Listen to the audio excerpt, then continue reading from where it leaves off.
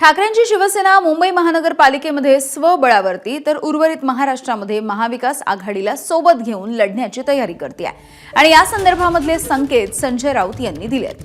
आता प्रश्न हा आहे की ठाकरेंच्या शिवसेनेची ही भूमिका काँग्रेस आणि शरद पवार यांच्या राष्ट्रवादी काँग्रेसला मान्य होणार आहे का?